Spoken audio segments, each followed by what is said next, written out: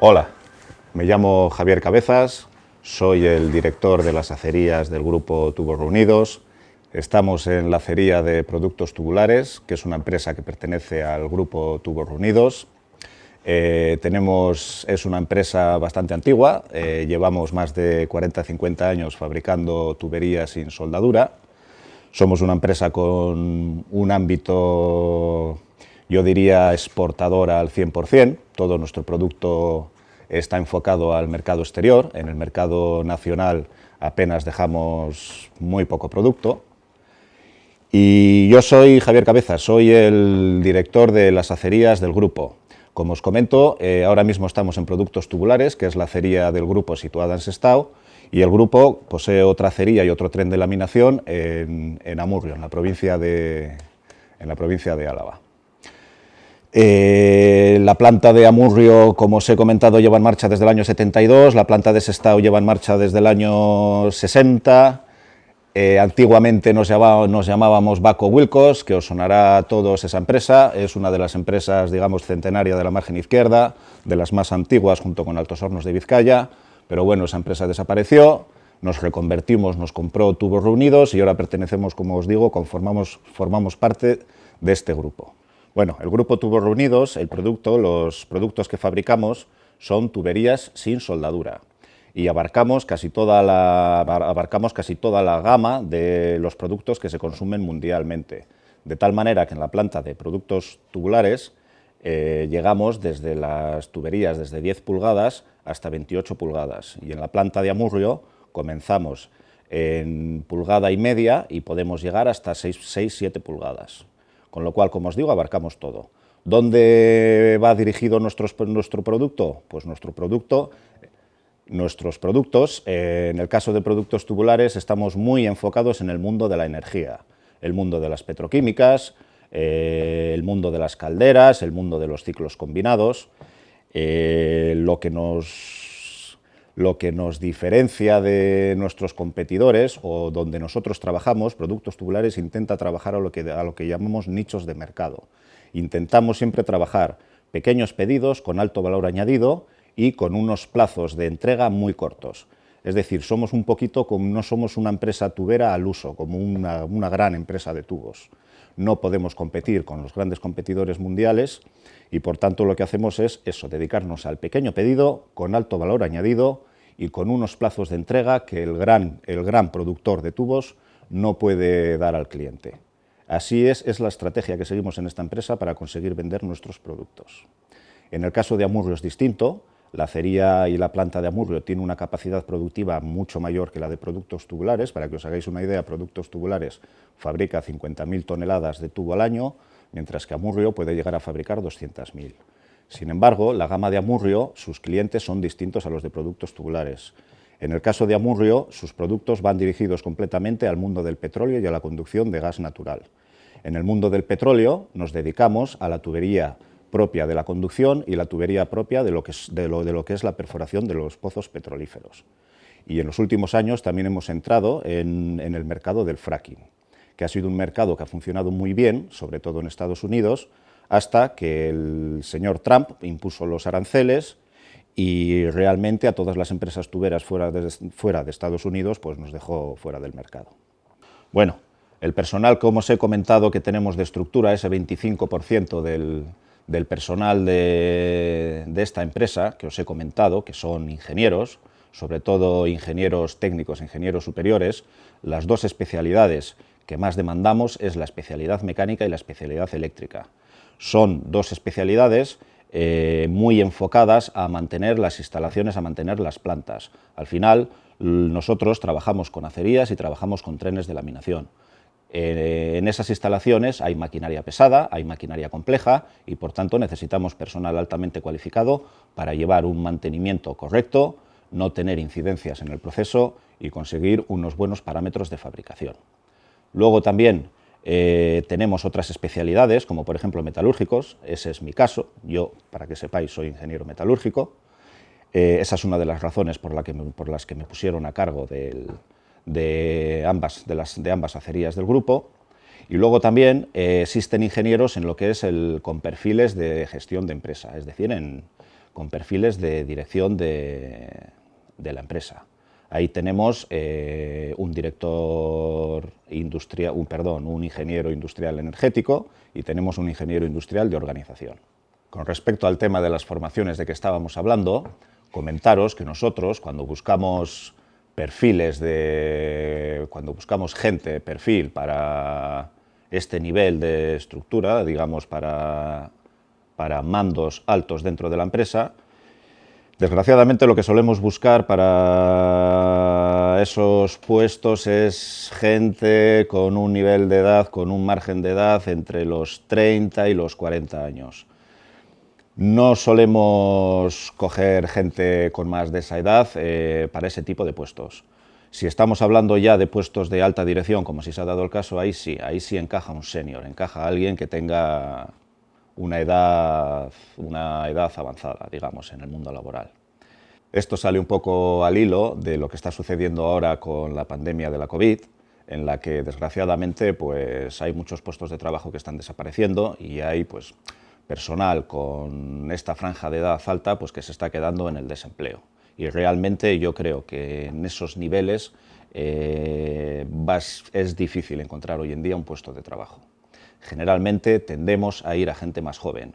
Consideramos que ahí encaja mejor personas que traigan ideas nuevas, ideas frescas, con formaciones más modernas, que tengan una base informática, conozcan las herramientas informáticas bastante mejor que como las conocemos los antiguos, que yo me encuadro en ese perfil laboral. Os he comentado temas de formación de puestos de mandos, ahora os voy a explicar un poco qué es lo que pedimos nosotros para los puestos de planta, puestos de operarios especializados de planta.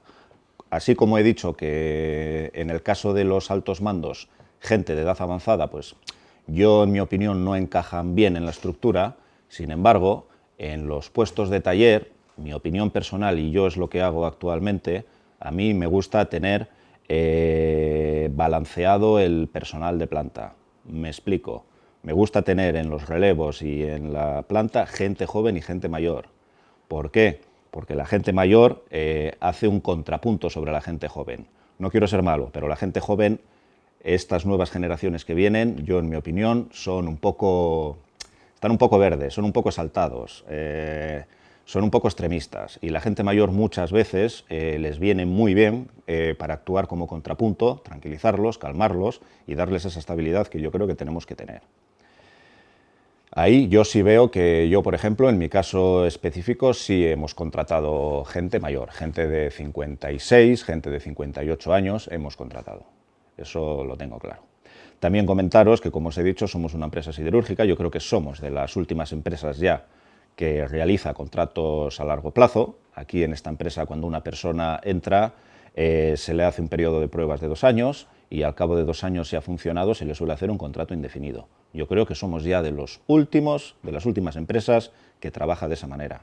Hoy en día, desgraciadamente, el mercado laboral, debido a la volatilidad que hay en los mercados donde uno vende sus productos, donde lo mismo estás en unos volúmenes que tienes que tener tus producciones al 110%, que de repente el mercado cae y tienes que ponerte al 50%, entonces las empresas lo que buscan ahora es esa regulación de personal, esa regulación de los medios productivos. Es decir, no hacen contratos fijos, usan personal temporal.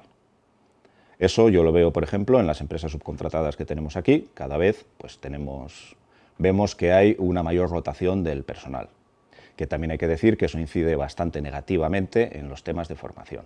Por ejemplo, casos de empresas subcontratadas de ámbito de mantenimiento mecánico, mantenimiento eléctrico. Tú puedes tener aquí una persona trabajando durante un año, año y medio y de repente te lo cambian, te viene uno nuevo y tienes que volver a empezar con todo ese proceso de formación de planta. Que esa persona que te viene tiene una formación académica, pero luego en la práctica siempre necesitas esa formación práctica que te da la experiencia. Para mí la experiencia es importante, por eso yo siempre abogo en mis equipos por tener gente mayor. Como os he dicho, me gusta tener ese contrapunto. Gente joven y gente mayor. Y luego también hay una cosa que yo valoro y es que la gente mayor, generalmente como tiene familia, como he comentado, dan ese punto de estabilidad que la gente joven yo les veo que últimamente no tienen. Yo, mi opinión de la gente joven, no sé si es que me han tocado casos un poco extremos, pero generalmente parece que vienen como muy acomodados, no traen la actitud que tenía la gente mayor antiguamente. Yo siempre diré que los jóvenes están mucho mejor formados que los veteranos, pero los veteranos valoraban mucho más los puestos de trabajo de lo que lo hacen los jóvenes. Los jóvenes no valoran ese puesto de trabajo. Sus niveles de absentismo son mucho mayores que los de las personas mayores. Cuando realizamos las entrevistas de trabajo, primeramente hay que diferenciar siempre si lo que estás buscando es un puesto de mando o es un puesto de operario. En el caso de los mandos, yo en las entrevistas lo que más valoro es la formación de la persona y luego, por supuesto, la entrevista personal. La entrevista personal siempre te da un punto de cómo es el carácter de la persona. A mí, por ejemplo, en mi caso, no me gustan los caracteres extremistas. A mí me gusta la gente tranquila y la gente estable. ¿Por qué? Porque en esta empresa hay que tener la cabeza fría, porque muchas veces hay que tomar decisiones en muy poco tiempo y son decisiones que pueden tener unas consecuencias muy graves. Es preferible gente tranquila y que no se la juegue, que valore muy bien los riesgos. Eso es una de las cosas que a mí me gusta valorar cuando tengo a una persona delante. Con una serie de preguntas puedes ver un poco cómo es su comportamiento. Pero vuelvo a decir que en el caso de un puesto de un mando, para mí es muy importante también la formación. Tiene que tener la formación adecuada, eso está muy claro. Sin embargo, cuando hacemos una entrevista para un puesto de operario, yo en el caso de los operarios es un poco distinto. Me gusta más valorar la persona que la formación que me traiga. Y cuando digo valorar la persona, a mí, por ejemplo, algo que me gusta es la gente dinámica. Gente que la ves, que ves su currículum y ves pues, que a lo largo de, por ejemplo, 5 años pues, ha desempeñado 10 puestos de trabajo. Es decir, ves una persona que no está estática, que se mueve, que busca cada vez una situación mejor. No una persona que puede haber estado trabajando 4 o 5 años en el mismo sitio, que perfecto, si ha estado y ha estado bien y se ha quedado en el desempleo, me parece muy bien. Pero yo, por ejemplo, el dinamismo lo valoro. Y valoro algo menos la formación. ¿Por qué? Porque la formación, en el caso de los operarios, ya se la damos aquí. Es más fácil formar un operario. Y yo, para mí, me gusta más formar a la gente y adecuarla a lo que es el equipo. Yo aquí tengo los equipos formados y cuando incorporo una persona nueva, yo busco una pieza que se incorpore a ese equipo. No me gustan las individualidades. Hay que trabajar siempre en equipo. Y por eso vas buscando ese perfil. Yo suelo decir muchas veces que esto es como un poco como la plantilla del fútbol. Tú tienes que tener, y sin menospreciar, tienes que tener Koikilis y tienes que tener Sarabias. Necesitas esos dos perfiles. Necesitas fuerza y necesitas cerebro. Así es como funciona un equipo. No puedes tener todo derivado a un lado. Un equipo fuerte, pero que no piense, a mí no me sirve. Siempre lo tienes que tener compensado. Y eso es un poco, por eso digo que cuando realizamos entrevistas para operarios, a mí me gusta valorar más lo que es el carácter de la persona que su propia formación. Un poco la dinámica que sigo cuando estoy haciendo las entrevistas de trabajo, a mí me gusta mucho hacerlas, digamos, individualizadas. No tengo una serie de preguntas tipo y hago las mismas preguntas a la gente. Me gusta coger su currículum y viendo lo que me ha escrito, voy chequeando un poco si realmente lo que ha escrito es correcto, si lo ha exagerado, si se ha quedado corto y ver un poco cómo se comporta. Eso para mí es importante, porque también te define si una persona pues, te miente o no te miente. A mí una de las cosas que valoro en mis equipos es que una persona se puede equivocar, pero nunca se miente en el trabajo. Como os he dicho, aquí podemos tener accidentes muy graves, por lo tanto hay que tener plena confianza. No se pueden esconder las cosas. Eso es algo para mí muy importante. Y a la hora de hacer las entrevistas de trabajo, me gusta chequearlo, vas leyendo el currículum, vas viendo lo que la persona ha escrito y le vas haciendo preguntas sobre lo que estás viendo en el currículum, tipo de empresas en las que ha trabajado, conocimientos generales, ves si los tiene, si no los tiene. A mí me ha sucedido, por ejemplo, casos de personas que me dicen que han trabajado en acerías y en cuanto les haces un par de preguntas pues, muy generales del funcionamiento de una acería, pues realmente ves que no conocen, que es mentira, ellos no han estado nunca en una acería, porque si no, esos conocimientos generales los deberían tener. Eso es algo que me ha sucedido y a mí no me gusta, realmente no queda nada bien que en una entrevista de trabajo te cacen que has mentido, eso por decreto. Luego hay otros perfiles de gente en las entrevistas, ves que hay gente que a mí es una cosa que me gusta, ves que han entrado, les ves que se han informado sobre la empresa, te sueltan frases, te comentan cosas que te das cuenta que las han leído en internet, además ves el grado hasta qué punto una persona puede ser inquisitiva en la búsqueda de información y no, porque algunos te pueden decir generalidades, pero te encuentras con otros que realmente te han estudiado. Gente que ha cogido tu empresa, ha entrado en internet y ha mirado mucho qué fabricas, cómo lo fabricas, quiénes son tus competidores, qué cuota de mercado tienes. Eso, por ejemplo, para mí es un punto a favor. Les veo que han trabajado la entrevista. Eso es algo bueno, es algo que ves pues, que la persona se preocupa por el puesto de trabajo que quiere conseguir. La forma que tenemos en el grupo Tubos Reunidos de acceder a los currículos, de empezar con esta búsqueda de una persona para un puesto de trabajo, pues se produce de la siguiente forma. Primero, los demandantes de ese puesto de trabajo solemos ser nosotros, el personal de producción. Cuando tenemos una vacante y necesitamos cubrirla, lanzamos la petición al Departamento de Recursos Humanos. Recursos Humanos se pone en contacto con el Departamento de Formación, que es la que filtra los currículums que actualmente hay en la empresa.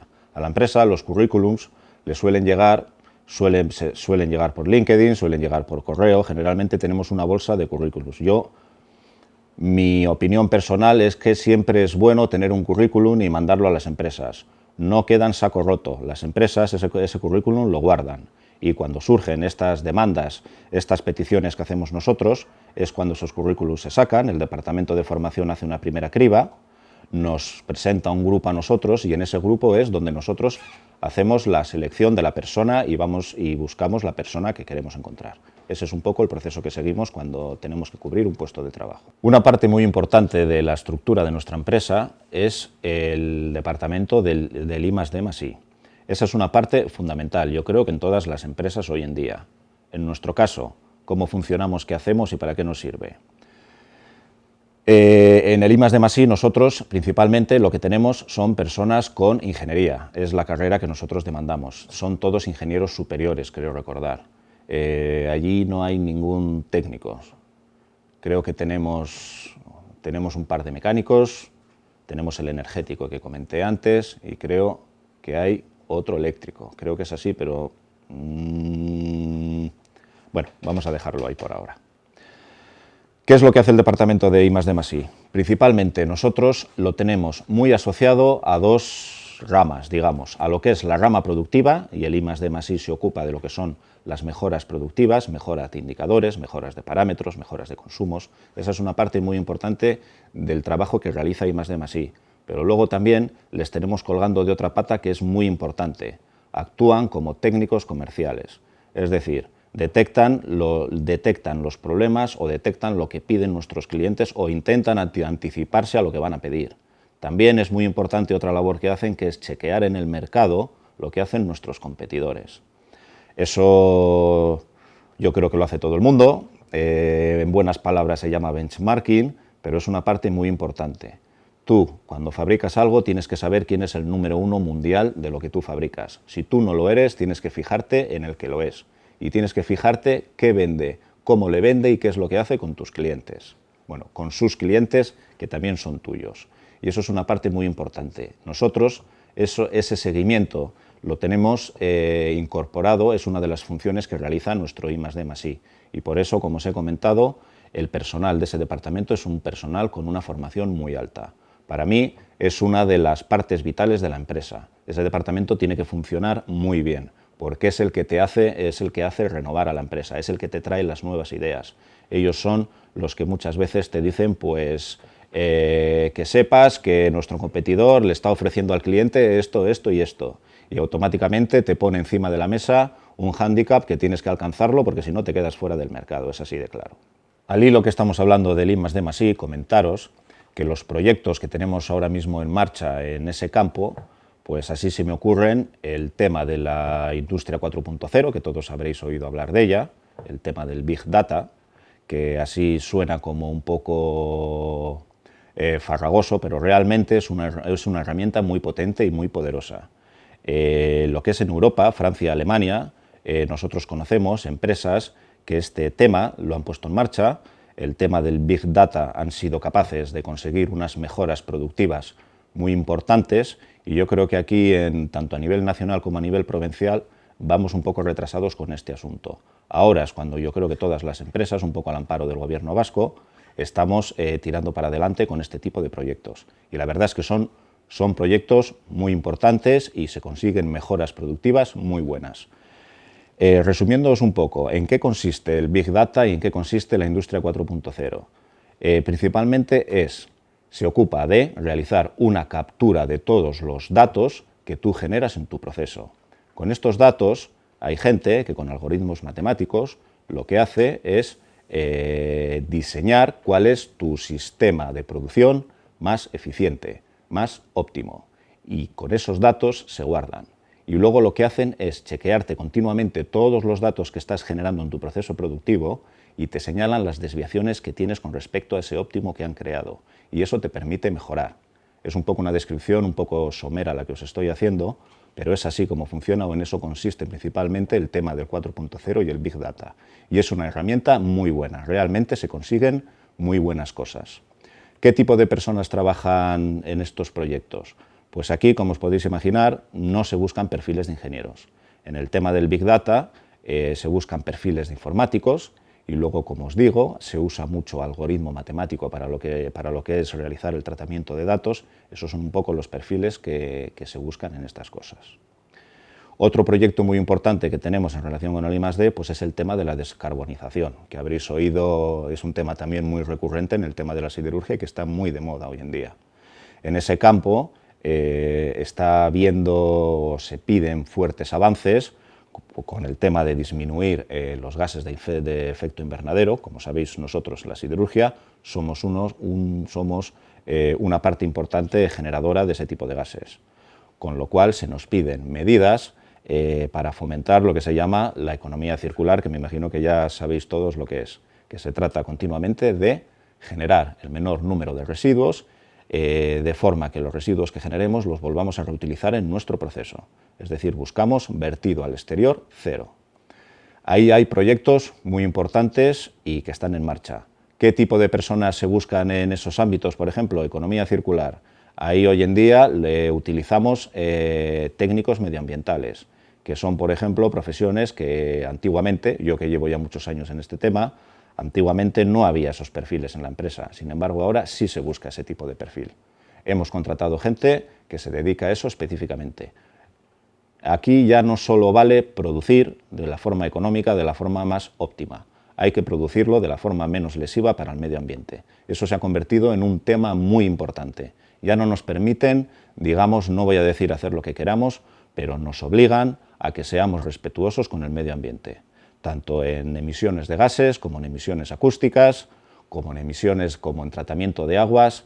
Tenemos que ser lo más limpios posibles. Lo cual también os comentaré que es una seria desventaja porque, como os he dicho, esta empresa compite a nivel internacional. Para nosotros el gasto que tenemos en este tipo de cosas es siempre una desventaja en costes con respecto a cómo, por ejemplo, lo hace una empresa china, lo hace una empresa india. Ahí tenemos un serio hándicap que siempre tenemos que superarlo. Como habréis oído muchas veces, las empresas europeas hoy en día ya no pueden competir en coste con las siderurgias, con las empresas de los países en desarrollo como China e India, como he mencionado. ¿Dónde tenemos que buscar el diferencial para que consigamos mantenernos en el mercado? Lo buscamos en el valor añadido, es donde lo buscamos. Y hoy en día, como os digo, esa etiqueta verde, realmente los gobiernos deberían legislar para, digamos, hacer nuestros productos no más atractivos, sino obligar a las empresas consumidoras a que consuman nuestros productos y no consuman productos de empresas que no cuidan el medio ambiente, como sucede con China e India. Claro que eso supone, como todos sabemos, pues castigar el tema del precio. Hablando un poco de la situación actual que tenemos, que está, pues como todos sabemos, muy influenciada por el tema de la COVID, comentar pues que realmente la COVID ha provocado un parón en los mercados gigantesco. Yo solo recuerdo un parón como este, que fue en el año 2008, cuando de repente sufrimos aquel parón. Yo creo que fue más repentino que este, pero sin embargo duró menos, o tuvo menos profundidad que lo que está teniendo la COVID. Realmente hay que decir, en nuestro caso, y conozco casos de otras empresas, Los clientes, los mercados se nos han hundido, hay muy poca demanda, lo estamos pasando mal. Veremos cómo salimos de este agujero. Afortunadamente, ahora las perspectivas para el 2021 parece que son mejores. Estamos viendo un repunte de las materias primas, hay unos indicadores que nos dicen que el tema puede que repunte. Me imagino que todo esto está asociado al tema de la vacuna. Si aparece la vacuna, funciona y el tema de la COVID desaparece, pues todos los mercados se van a reactivar y a ver si recuperamos pues el ambiente que teníamos antes de la pandemia. Así ahora tampoco, para cortar un poco el rollo, os comentaré, por ejemplo, mi caso particular, cómo llegué yo aquí. Antes hemos estado hablando de currículums y de cosas de ese tipo. Pues yo, por ejemplo, llegué a esta empresa a través de un currículum. Yo terminé, no lo he mencionado, yo soy ingeniero superior metalúrgico. Cuando terminé la carrera, pues como hemos hecho todos en nuestra vida, pues mandé currículums a las empresas de los sectores en los que yo quería trabajar y empecé a hacer prácticas y estuve casi durante un año en Vicinay. Y luego, pues de uno de esos currículums que mandé, pues de repente tuve la suerte que me llamaron de 3 sitios. Me llamaron de Sidenor, me llamaron de Nervacero y me llamaron de Productos Tubulares. Y haciendo un poco las entrevistas y analizando las posibilidades que tenía, pues al final me decanté por Productos Tubulares. Y yo, por ejemplo, mi formación es de ingeniero superior, pero yo entré a la cadena de producción y entré abajo, a los relevos, a trabajar. Empecé de maestro y poco a poco fui subiendo. Maestro, jefe de relevo, luego fui jefe de herramientas, luego jefe de fabricación y luego pues me hicieron director de las acerías del grupo Tubos Reunidos. Llevo 21 años en este negocio y bueno, pues aquí han sucedido muchas cosas, os podéis imaginar. Yo tengo 48 años y tengo la suerte, creo que soy un poco el puente entre la vieja generación de este sector y la generación joven que ha venido. Yo estoy un poco así dicho entre Pinto y Baldomero. Ni pertenezco a los antiguos, que fueron los que me criaron y me enseñaron, ni pertenezco a los jóvenes, que son los que vienen ahora, y realmente a mí me ha tocado formarles a ellos. Cosas que han sucedido en el trabajo, pues hemos tenido de todo, desde incidentes, accidentes, como en todos los equipos de trabajo. Cuando una persona se integra en todos los grupos sociales, suele haber unos estereotipos y todo eso se cumple en todos los equipos humanos. Lo que hay que hacer es adaptarse y, como siempre, formar un equipo y, bueno, pues te puede pasar de todo. Ahí tienes siempre desde el gracioso, desde el charlatán, desde el corrillero, que solemos llamar aquí. Tienes un poco de todo y ha habido 40.000 situaciones. Todo lo relacionado que nos ha sucedido con el tema de la pandemia, por poner una cosa positiva, no todo va a ser negativo. Debo decir que, por ejemplo, la explotación que hacemos ahora de las herramientas informáticas con respecto al teletrabajo, yo creo que es una cosa muy positiva, que ahora mismo hemos descubierto, estamos utilizando al 100%, y yo creo que cuando acabe el tema de la pandemia, esto vamos a seguir utilizándolo. Para mí, creo que ha sido algo muy bueno. Por ejemplo, tema de reuniones. Se acabaron ya esas reuniones maratonianas de 3-4 horas que tenemos todos sentados alrededor de una mesa, con discusiones que a veces llegan tema personal, con muchas pérdidas de tiempo y que al final en las reuniones se pierde mucho tiempo cuando son presenciales y hay muchas discusiones sobre la mesa que son banales, que no atañen al problema para el que estás ahí sentado. El teletrabajo para mí ha sido una muy buena herramienta. Ahora, lo que antes hacíamos en 3-4 horas, como os digo, encima de una mesa, en reuniones virtuales, yo creo que no hay reunión virtual de más allá de 1 hora, hora y media. Es un poco más aséptica, la gente presenta sus ideas de forma más directa y, como os digo, yo creo que esas herramientas han venido para quedarse. Para mí ha sido uno de los aspectos positivos de la pandemia. La utilización de las herramientas, no la utilización, sino la potenciación de las herramientas informáticas, porque realmente las teníamos en la empresa. Lo que pasa que no hacíamos pleno uso de ellas. Yo creo que esto es un poco el cambio generacional. Yo, por ejemplo, en este sentido soy antiguo. Yo siempre he sido más de reunirme, no utilizo las herramientas informáticas, no saco el 100% de ellas. Pero, sin embargo, ya os digo que en este caso las reuniones telemáticas a mí me ha parecido que están muy bien. Ahorramos tiempo con ellas. Te permite dedicar más tiempo a otras funciones y no perder tanto tiempo en las reuniones. A mí me parece muy positivo. Con respecto al teletrabajo, cómo nos ha afectado, cómo hemos afrontado en la empresa el tema del teletrabajo, ha sido algo nuevo. Nosotros creo que hemos hecho una transición tranquila. La gente ha aceptado bien el tema del teletrabajo. Ha habido cambios de horario, cambios de lugar de trabajo, como está claro. ¿Cómo lo hemos hecho? Pues primero definiendo en qué puestos se ha podido realizar teletrabajo y en qué puestos no. Como está claro, los puestos productivos, los puestos directamente relacionados con planta, en esos no hemos podido aplicar teletrabajo. Sin embargo, en todos los puestos periféricos, todos los puestos de estructura, ahí donde se ha podido, se ha permitido que la gente realice teletrabajo. Para ello, simplemente se les ha proporcionado un ordenador portátil y con ese ordenador portátil desde su casa, a través de las herramientas informáticas, pues han podido llevar a cabo sus funciones. Es más, hoy en día todavía hay gente que se encuentra en esa situación de teletrabajo por temas familiares, temas de aislamientos, bueno, todo lo que ha traído consigo el tema de la COVID. Resultado o percepción que tiene la gente, yo creo que positivo. La gente se ha adaptado muy bien a este esquema de trabajo. El no tener que venir, el poder llevar a cabo las funciones desde casa, el poder compaginar o llevar mejor la vida personal con la vida laboral. Yo creo que el resultado ha sido positivo. Yo creo que está bastante bien. La gente está contenta, no hemos tenido quejas. ¿Qué pasará en el futuro? Pues hombre, no sabemos, pero como os he dicho antes, así como las herramientas informáticas que antes no utilizábamos, ahora sí que las potenciamos al 100%, yo creo que esta experiencia nueva del teletrabajo va a haber situaciones personales de gente en las que esta situación nos ha servido para demostrar pues, que se puede llevar a cabo la función desde casa.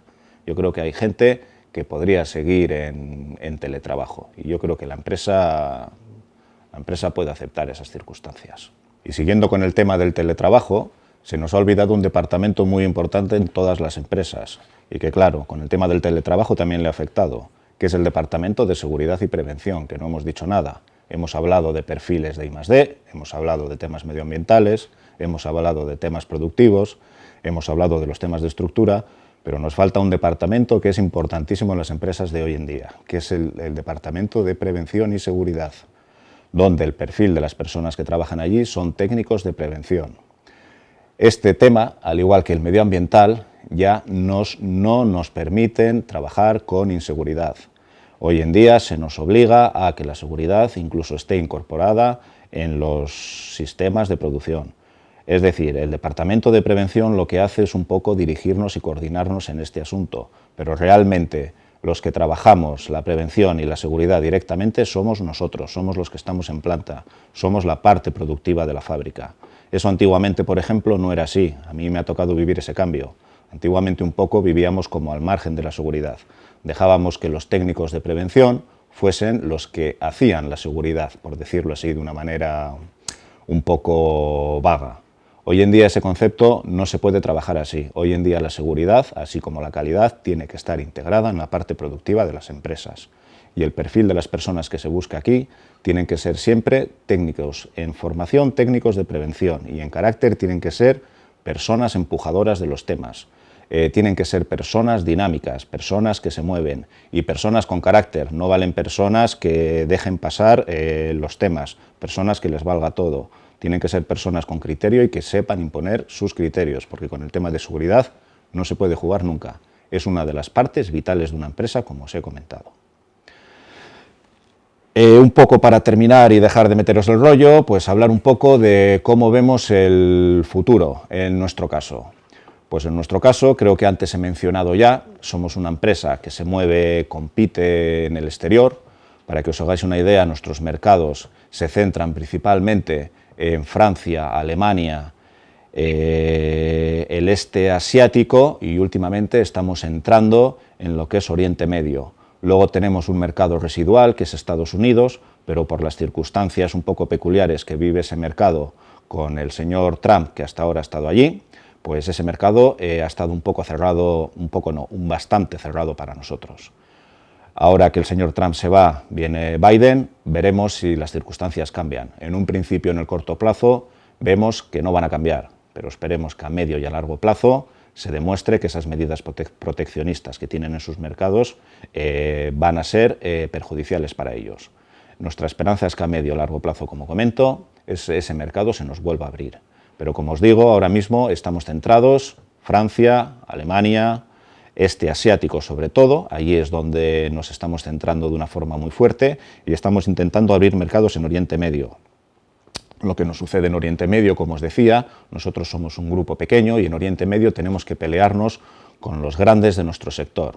Por poneros un poco, que conozcáis un poco el tema, el grande de nuestro sector se llama Tenaris, es una empresa italo-argentina, podemos decir, y hay otro que se llama Vallourec, aunque Vallourec, que es franco-alemán, es una empresa que con el tema de la COVID realmente lo ha pasado muy mal, es una empresa que está ahí.